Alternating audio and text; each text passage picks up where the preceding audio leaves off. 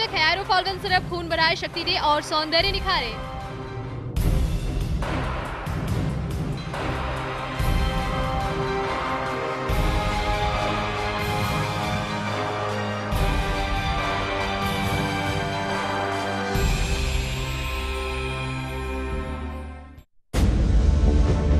Internet पर आर्यन अभियान देखने के लिए लॉगिन करें www.aryantv.co.in।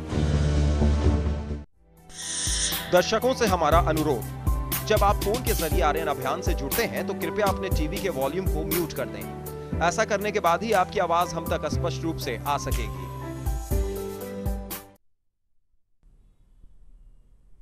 नमस्कार, आर्यन अभियान में आपका स्वागत है। मैं हूं सैयद हुसैन। आर्यन अभियान में भ्रष्टाचार के मुद्दे पर चर्चा का यह तीसरा हफ्ता है। तृतीय शिक्षक नियोजन के लिए 27 फरवरी से नियुक्ति पत्र दिया जाना है। इसके लिए मेधा सूची बन गई है। अभी जो मेधा सूची बनी है उसमें कई जगह भारी गड़बड़ियां हैं। बुधवार को हमने दिखाया था कि कैसे वैशाली जिले की 5 पंचायतों में टीईटी के अंकों में हेराफेरी कर मेधा सूची बनाई गई है। आज हम देखेंगे कि कैसे बीएड और टीईटी के अंकों का गलत आकलन कर मेधा सूची तैयार की गई है। सरकार ने स्पष्ट दिशा निर्देश दिया था कि प्राथमिक यानी क्लास 1 से क्लास 5 तक के शिक्षक नियोजन में बीएड डिग्री उम्मीदवार को अनट्रेंड की मान्यता दी जाएगी। लेकिन मेधा सूची तैयार हुई तो बीएड को भी ट्रेंड मानकर अंक दे दिया गया। इसी तरह सरकार ने नियमों में संशोधन कर कहा था कि आरक्षित और महिला वर्ग के अभ्यर्थियों को अगर टीईटी में 82 अंक यानी 54.6% अंक मिले हैं तो उन्हें पास माना जाएगा। लेकिन मेधा सूची में ऐसे उम्मीदवारों को दिया गया 0 अंक। यानी अगर इसी मेधा सूची के आधार पर नियोजन होगा तो ये कई योग्य उम्मीदवारों पर अन्याय से कम ना होगा। 2008 और 2010 के नियोजन में भी धांधली की शिकायतें मिली थी, तो क्या इस बार भी नियोजन में धांधली होगी? इस सवाल पर चर्चा के लिए शुरू करते हैं आर्यन अभियान।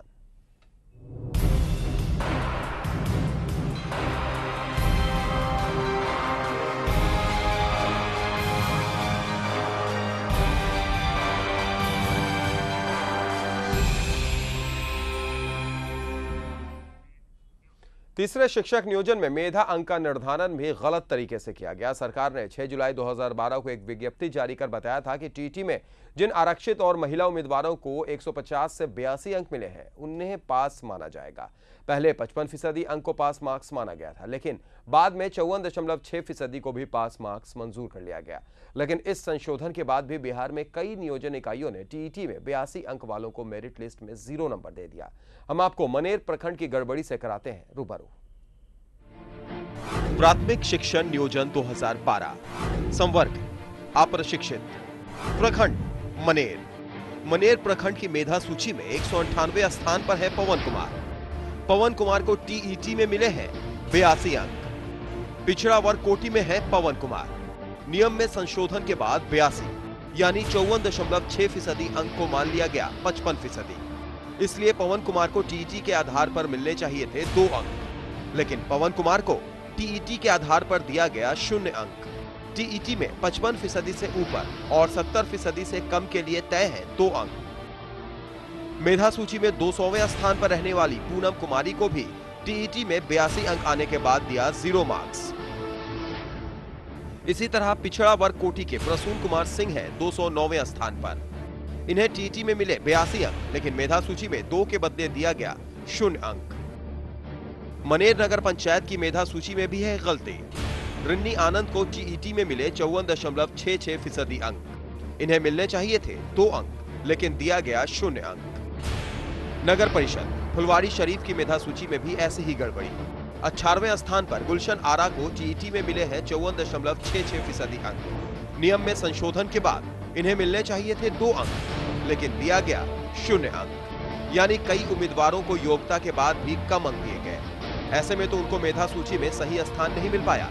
अगर इस मेधा सूची पर नियोजन होता है तो क्या ये अन्याय नहीं होगा? Bureau report, Aryan news. तो देख लिया आपने कि किस तरीके से गड़बड़ी हुई। संशोधन के बाद भी जब 54.6 अंक टीईटी में प्राप्त हुए थे तो मेधा सूची में 2 अंक जुड़ने चाहिए थे, लेकिन ऐसा नहीं हो रहा और ये गड़बड़ियां कई जगह पर हुई। कल भी हमने आपको दिखाया था कि कैसे टीटी में फेल होने के बाद भी मेधा सूची में उन छात्राओं का नाम है। यानी पूरे तरीके से नियोजन में गड़बड़ी की बात एक बार फिर से सामने आई है और बहुत कम दिन बचा है नियुक्ति होने में, उसके बाद भी कोई काउंसलिंग नहीं है। इसलिए साफ तरीके से पता चल रहा है कि कैसे गड़बड़ी हो रही है, किस तरीके से गड़बड़ झाला हो रहा है। और आप भी हमारे साथ जुड़ सकते हैं। आप भी अपनी राय हमें दे सकते हैं, बस आपको फोन उठाना है, नंबर घुमाना है, नंबर आपके स्क्रीन पर फ्लैश कर रहे हैं। हमारे साथ खास मेहमान स्टूडियो में मौजूद हैं, उनसे हम आपका तारुफ करा देते हैं। आप हैं आजमी बारी साहब, जो प्रवक्ता कांग्रेस के। बहुत बहुत स्वागत आपका बारी साहब। आप हैं अकल राम जी, जो सामाजिक कार्यकर्ता है। बहुत बहुत स्वागत अकल राम जी आपका भी। और कुछ ही देर में हमारे साथ आरएन टीवी के संपादक अभिरंजन कुमार भी जुड़ जाएंगे। तो चलिए हम शुरुआत करते हैं चर्चा की। बारी साहब, जिस तरीके से हमने ये तस्वीरें देखी, हालांकि इससे पहले भी 2008 और 2009 में भी यही बात सामने निकल कर आई थी। शिक्षक नियोजन में लगातार गड़बड़ियां देखी गई थी, लेकिन इस बार जो गड़बड़ी देखी जा रही है वो पूरे तरीके से कहीं ना कहीं लग रहा है कि एक साजिश के तहत हो रहा है। आप टीटी में फेल होते हैं, मेधा सूची तैयार होती है, मुखिया का उसमें साइन है, और उसके बाद आपकी नियुक्ति भी होगी। नियुक्ति से पहले काउंसलिंग की बात की जाती थी कि काउंसलिंग होती थी जहां पर पेपर्स देखे जाते थे। काउंसलिंग का मतलब ही, मकसद ही यही होता था। इस बार आपने आदेश दे दिया कि काउंसलिंग भी नहीं होगी, यानी विदाउट काउंसलिंग आपकी नियुक्ति कर दी जाएगी। ऊपर से ये भी तस्वीर आपने देखी कि आपने खुद संशोधन किया कि अब जिसको 54.6 अंक रहेगा उसको 2 अंक मिल जाएगा मेधा सूची में, वहां पर भी शून्य। यानी पूरे तरीके से ऐसा लग रहा है ये कि भ्रष्टाचार का विस्तार रूप देखने को, विकराल रूप देखने को मिल रहा है। साहब देखिए, इस सरकार में जो अभी बहाली होनी है, शिक्षकों की बहाली होनी है, इस शिक्षक की बहाली में पहले जो होता था, बीएड और टीईटी में फ़र्क समझने की ज़रूरत है। बीएड ट्रेंड टीचर्स को ही कहते थे। बीएड जब कर लिया तो उसको किसी तरह की कोई ज़रूरत नहीं थी टीईटी वगैरह के लिए। जब पढ़ लिख करके बीएड की डिग्री ले लिया, वो ट्रेंड हो गया, तो उसकी बहाली होनी थी।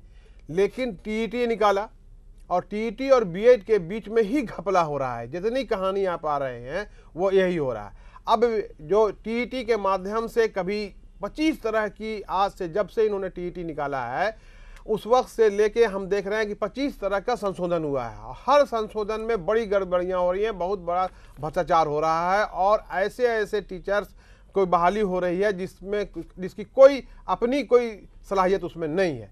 लेकिन इसको कहा यह गया कि हम बीएड में कुछ लोग गड़बड़ी करके बीएड कर लेते हैं, इसलिए हमने उसको एग्जामिनेशन रख दिया और उसका नाम टीईटी दे दिया, और ये कहा कि जो टीईटी में पास करेंगे उनको लेंगे। लेकिन टीईटी में हमेशा फ्लक्चुएट किया गया। कभी कहा गया नंबर 82 आना चाहिए, कभी कहा 54%, 6% आना चाहिए, इसमें 2% जोड़ा जाएगा। ये सब जो परिवर्तन किया जाता रहा, ये एक सोची समझी साजिश के तहत किया जाता रहा, ताकि भ्रष्टाचार में लिप्त सरकार के लोग और जो अधिकारी बैठे हुए हैं उनको पूरा का पूरा मौका मिले गलत लोगों को, अयोग्य लोगों को या सक्षम लोगों को बहाल करने का।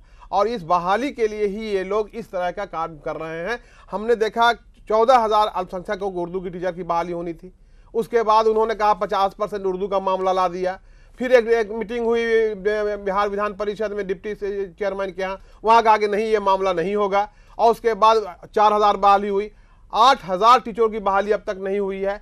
अब उसके बाद हर रोज नया नया शगुफा छूटता है और नई नई बातें सामने आती है। मैं सरकार से आपके चैनल के माध्यम से निवेदन करना चाहता हूं कि हमेशा हर रोज कानून में परिवर्तन नहीं होता है।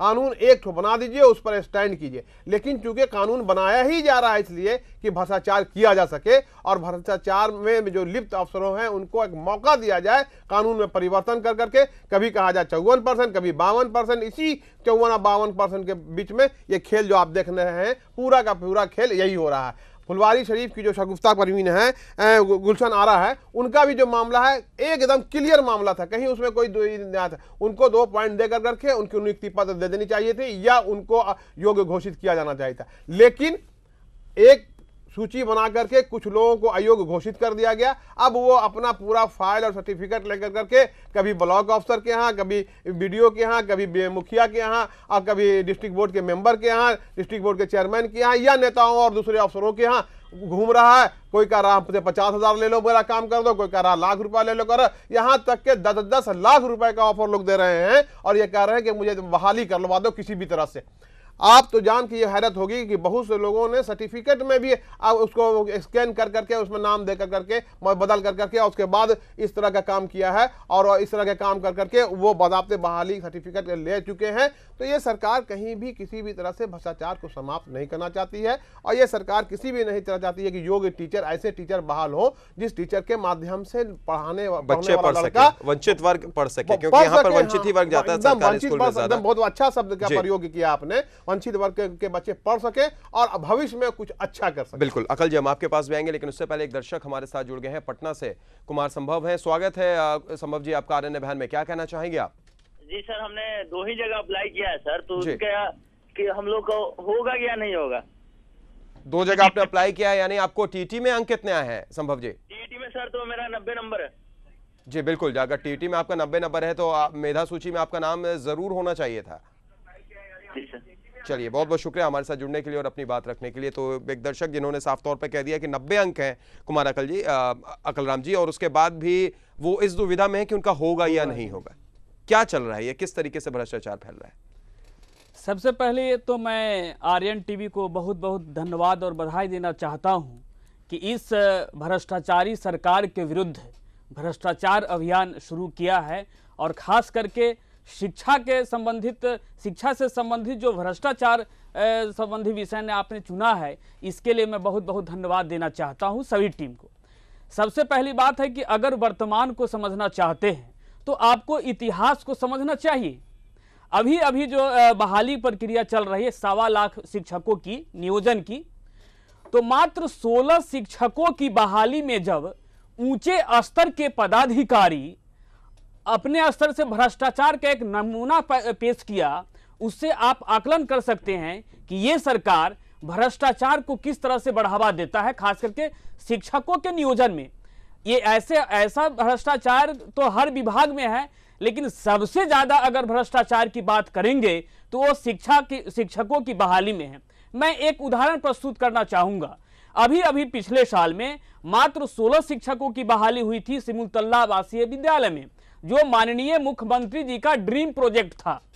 उस ड्रीम प्रोजेक्ट में जो शिक्षकों की बहाली हुई, योग्य शिक्षक रोड पर टहल रहे हैं, हाईकोर्ट में लड़ाई लड़ रहे हैं गरीब शिक्षक, और वो जो अप्रोच वाले आदमी हैं वो ये नौकरी कर रहे हैं। मैं आपको एक नमूना पेश करना चाहता हूं कि एक मेधा सूची तैयार किया गया, जिसमें एक पार्ट है आपको 5 अंक, ये आपको ये स्किल टेस्ट में अधिकतम जो है 5 अंक उसको मिलता, लेकिन जिस व्यक्ति को मिला है 5 अंक में उसको 9 अंक दिया गया है, फिर इसको एगो का 8 अंक दिया गया है, को 9 अंक दिया गया, 7 अंक दिया गया है, 9 अंक दिया गया है। तो मात्र 16 शिक्षकों की बहाली में इतना बड़ा भ्रष्टाचार देखा जा सकता है, तो 1 लाख शिक्षकों के नियोजन में तो कितना भ्रष्टाचार आप देख सकते हैं, इसका नजारा ये देख सकते हैं। यानी पूर्णतः ये वर्तमान सरकार जो अपने को सुशासन कहती है,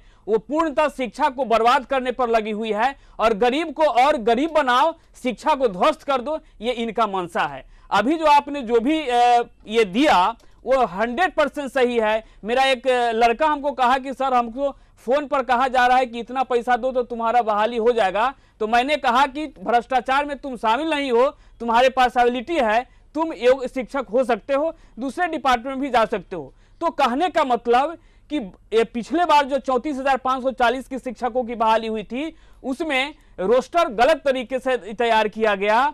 34,540 में से जो 11 से कुछ सीट जो एससी का था वो जनरल में कन्वर्ट कर दिया गया, ये भ्रष्टाचार का उदाहरण है। 700 कुछ सीट ओबीसी का जो था वो जनरल में कन्वर्ट कर दिया गया, ये भ्रष्टाचार का दूसरा उदाहरण है।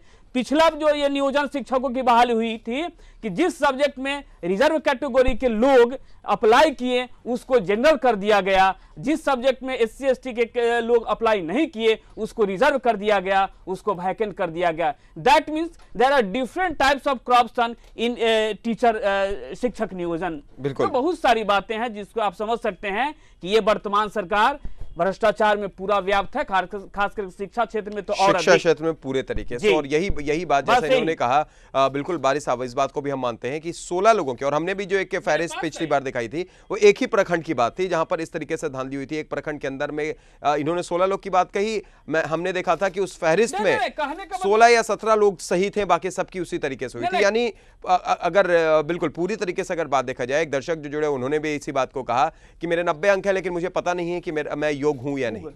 असल चूंकि भ्रष्टाचार व्याप्त है, इसलिए 90 अंक लाने वाला लड़का भी परेशान इस बात के लिए है कि मेरा होगा कि नहीं होगा। कहीं ऐसा तो नहीं कि 30% और 30 नंबर और 35 नंबर लड़का लाया हुआ लड़का का उसके हाथ में नियुक्ति पत्र हो, ये 90% ला करके ये बेचारा घूमता रह जाए। इसलिए जो हो रहा है, जो आप दिखा रहे हैं, उसी के डर से वो लड़का आपके चैनल के माध्यम से ये सवाल कर रहा है। क्योंकि पूरे जितने छात्र हैं, जो लोग हम लोग से भी कांटेक्ट करते हैं, सब लोगों को ये डर व्याप्त है कि इस भ्रष्टाचार में कैसे अपॉइंटमेंट हो जाए। जो योग्य लड़का है, दुर्भाग्यपूर्ण बात यह है कि जो योग्य है और अच्छी खासी सलाहियत रखता है, नंबर भी ला रहा है, टीटी भी कंप्लीट कर रहा है, बीएड भी है, वो सब ये चाह रहा है कि नहीं, हमको जो स्थिति है मेरा होगा कि नहीं होगा, वो शक के दायरे में अपने आप को रख रहा है। जो एबिलिटी वाला लड़का है और जो लोग ना बीएड किए हुए हैं, जो टीईटी में किसी तरह से बंगलिंग कर करके कंप्लीट कर रहे हैं, जिसका नंबर का आप दिखा रहे हैं, तो वो सब लोग एकदम इत्मीनान से है कि मुझे तो नियुक्ति पत्र मिलेगी, इसलिए कि मैंने तो इतना दक्षिणा जाके जहाँ जरूरत थी वहाँ दे दिया।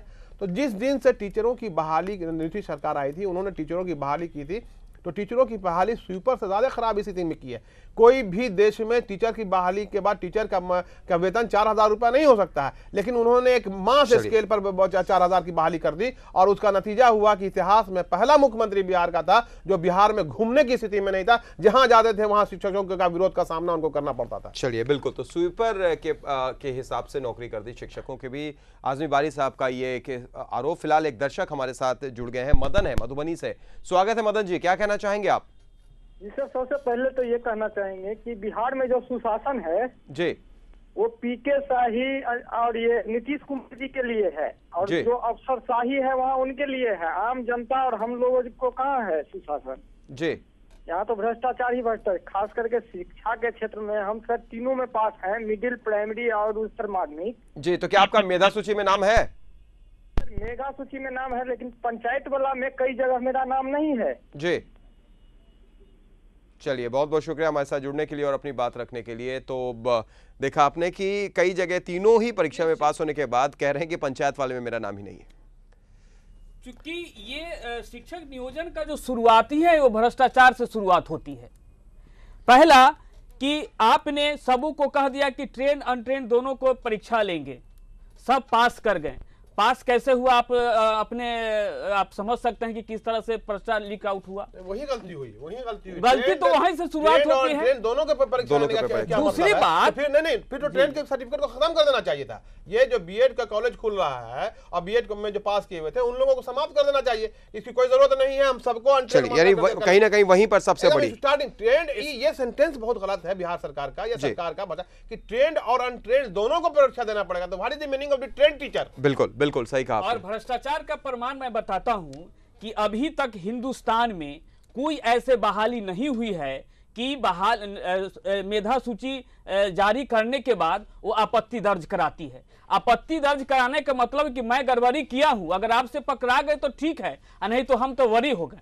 तो पहले तो ये अप्लाई करने का मेथड खराब था कि एक व्यक्ति अगर 9,000 इकाई कर अगर अप्लाई करता है तो उसको 4.5 लाख रुपया खर्च होता है, और हर जगह अपना ये डॉक्यूमेंट से ये फोटो स्टेट कराते कराते वो कर्ज लेकर के कि हम शिक्षक बनेंगे।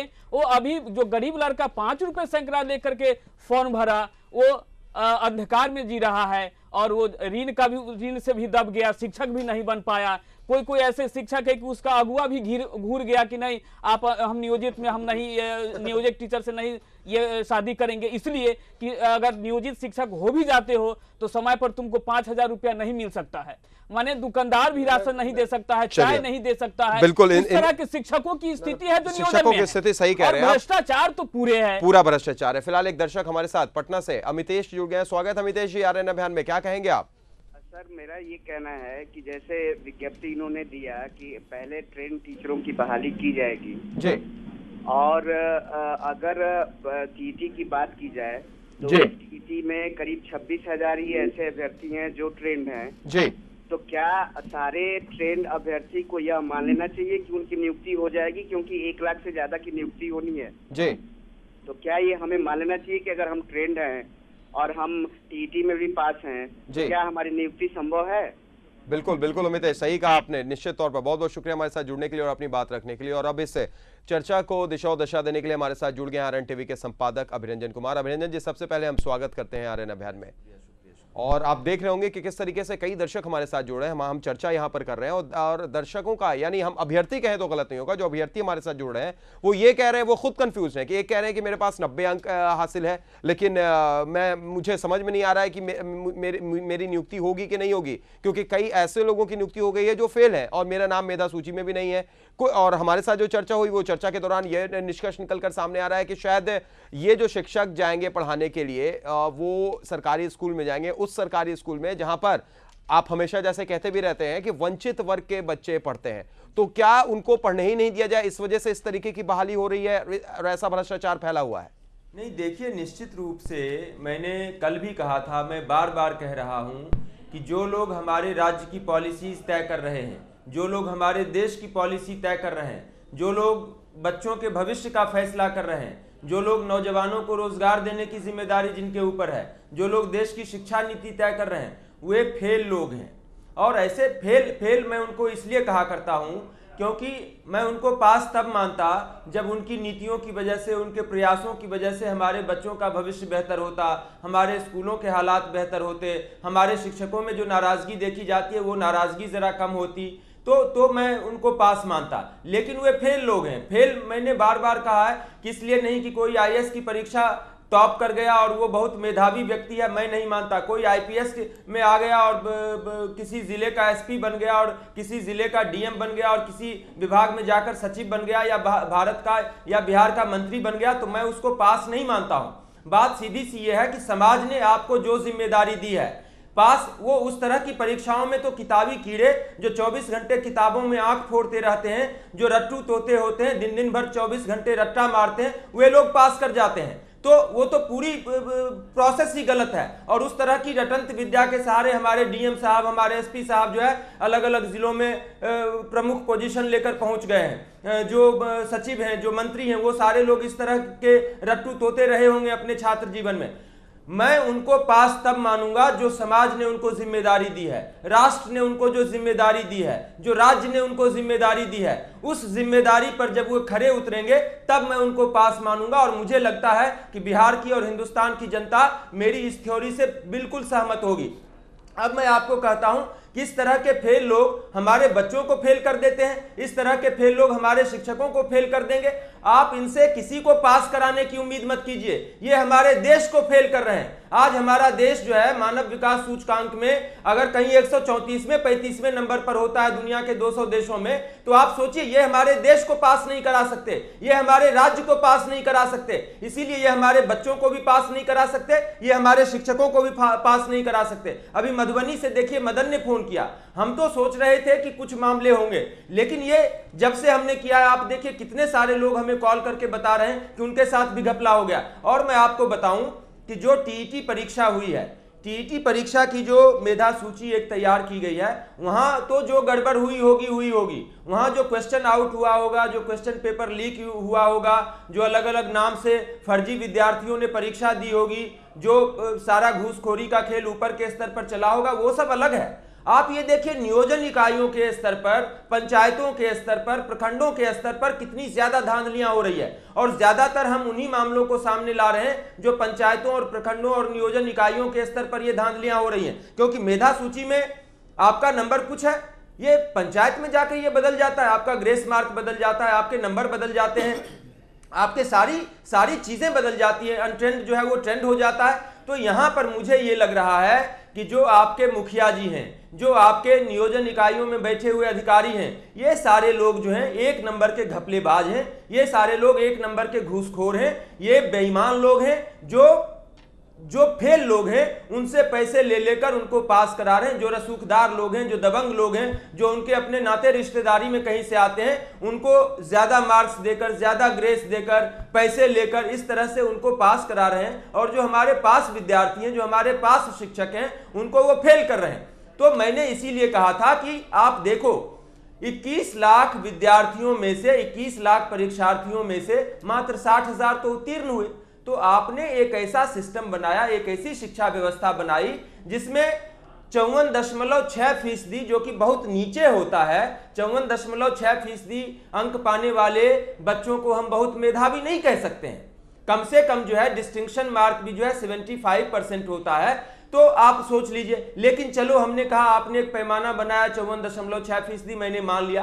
अब आपके उस पैमाने पर भी 100 में 3 विद्यार्थी पास हैं, 97 विद्यार्थी फेल हैं। तो आप हमारे बच्चों को, हमारे विद्यार्थियों को इस राज्य की सरहद में कितना शिक्षित कर रहे हो, कितना उनको ज्ञान दे रहे हो, कितनी जानकारी दे रहे हो, ये तो अपने आप जाहिर है। तो 100 में 97 आपके फेल हैं, 3 पास हुए।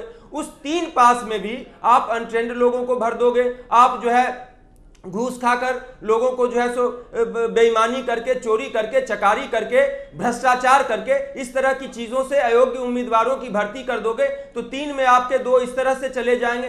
एक जो जाएगा ईमानदार आदमी, योग्य व्यक्ति हमारे स्कूलों में, वो फ्रस्ट्रेशन में मर जाएगा, क्योंकि वो हर तरफ अयोग्य लोगों से घिरा हुआ रहेगा, हर तरफ जो है वो भ्रष्ट अधिकारियों से घिरा रहेगा, वो भ्रष्ट मुखिया से घिरा रहेगा। तो वो जो एक आदमी, 100 में जो एक आदमी योग्य चुना गया है, वो योग्य आदमी आपकी व्यवस्था में जाकर फ्रस्ट्रेट हो जाएगा। वो भी अपनी योग्यता का इस्तेमाल उन स्कूलों में नहीं करेगा, वो भी बच्चों को नहीं पढ़ाएगा। तो फाइनली यही होगा, हमारे स्कूल ढाबे बनकर रहेंगे, हमारे बच्चे भिखमंगों की फौज खड़ी करने वाले स्कूल रहेंगे, हमारे बच्चे जो है मजदूरों की फौज खड़ी करने वाले स्कूल रहेंगे, हमारे स्कूल नक्सलियों की पौध तैयार करने वाले स्कूल रहेंगे।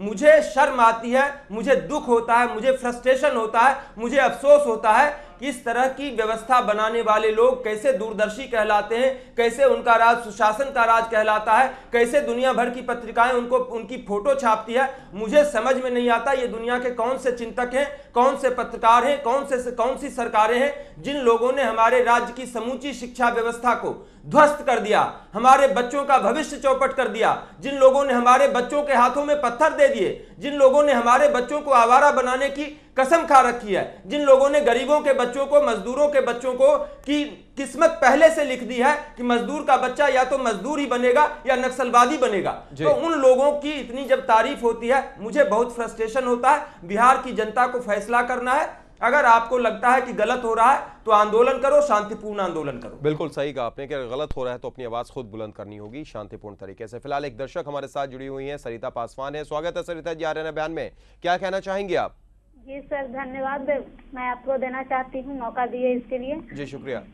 जी, मैं कहना चाहती हूँ कि ये जो अभी मेगा सूची जो मैं देख रही हूँ, इसमें गड़बड़ियाँ तो हुई है। खास करके मेगा सूची जो शिक्षक वाला हुआ है, आंगनबाड़ी वाला में बहुत सारी गड़बड़ियाँ हुई है। खुलेआम पैसा लिया गया है, डिमांड किया गया है कि जो पैसे ज्यादा देंगे उनको बहाल किया जाएगा।